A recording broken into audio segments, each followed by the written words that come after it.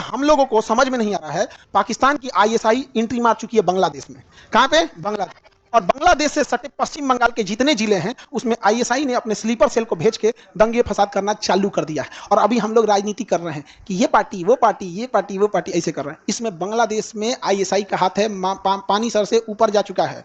समझ में आ गया कि नहीं गया? मुर्शिदाबाद जैसी घटनाएं इंडियन और मतलब भारत में हो रही हैं, लेकिन उसको कंट्रोल किया जा रहा है भारत के बाहर से, स्लीपर सेल को एक्टिवेट करके। एक बार भारत के बारे में हम लोग जब सोचेंगे ना, तो अस्थिर बैठ के राजनीतिक आरोप प्रत्यारोप बाद में लगाते रहिएगा। कोई कहेगा कि टीएमसी गड़बड़, कोई बीजेपी गड़बड़, कोई मोदी जी को बोलेगा, कोई ममता बनर्जी को बोले, अरे बेवकूफो लोग, तभी तो देश की बात किया कर। वो आईएसआई वाले इधर घुस चुके हैं बांग्लादेश के थ्रू। और अभी जो लोग को बड़ी चिंता थी मणिपुर के बारे में, वो चुप है बंगाल पे। और जिन लोग को बंगाल की बड़ी चिंता हो रही है उनसे पूछिए कि मणिपुर अभी भी जल रहा है। राजनीति इतनी हावी है कि देश जल जाए उससे मतलब नहीं है।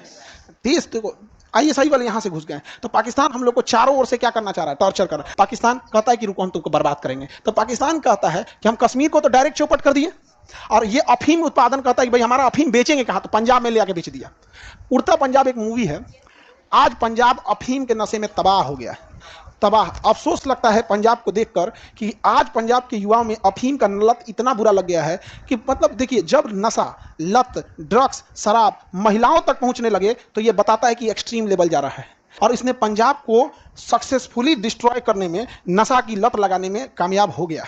बहुत बुरा लत लग चुका है पंजाब में। ड्रोन में बांध के गिरा देता है पैकेटवा, पाकिस्तान से उड़ाएगा, ड्रोन में बांध के पैकेटवा गिरा देगा। नहीं, स्मगलिंग तो इजीली आ ही जाते हैं। और इसमें पूरा तबाह हो गया है। खास करके यंग जनरेशन को देखिएगा, इस सब में बहुत हो जाते हैं सर। तो जो भी नशा करता है ना, याद रखना, जो बड़ी कंपनियां होती हैं वो नशा कैसे आदत लगवाती हैं। सबसे पहला नशा का स्टेप होता है आपको ग्लैमर की दुनिया दिखाना कि ये तो बड़े बड़े रईसों का शौक है। तो पहले आपको कैटेगरी कर देगा कि ये लोग बेवकूफ़ नहीं है, ये रईस हैं।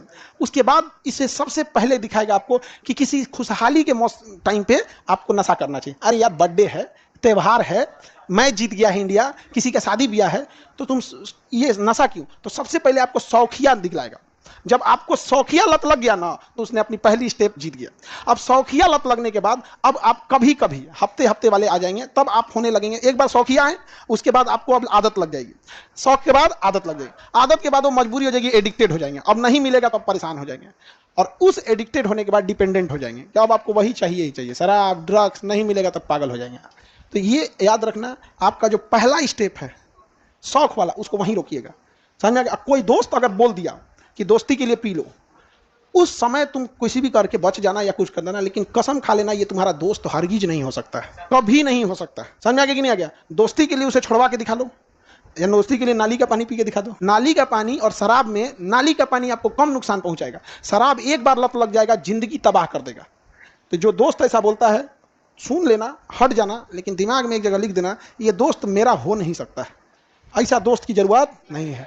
समझ में आ गया कि नहीं? क्योंकि पढ़ लिख के जब कामयाब होगे तो 4 व्हीलर खरीदोगे, 4 व्हीलर में 4-5 आदमी का जगह होता है, क्योंकि उन्हें पता होता है जो इसे खरीदते हैं उनके पास 4-5 आदमी होते हैं बैठाने के लिए। बस में ज़्यादा जगह होता है। तो नशा लत लग जाएगा ना, तो बस में कंडक्टर ही करना, बैठ जाना यहाँ पे, मुजफ्फरपुर 4 सवारी जाओ। यहाँ भारत में बैन है ये सब चीज़। अरे खुलेआम थोड़े बिक रहा है, छुप के बिक रहा है। जैसे भारत में भी तो बिहार में शराब बंद है, लेकिन छुप के बिक रहा है। नहीं समझे? बहुत सारी चीज़ छुप के होता है। बहुत सारे घर के लोग प्रतिबंध लगाए होंगे आपके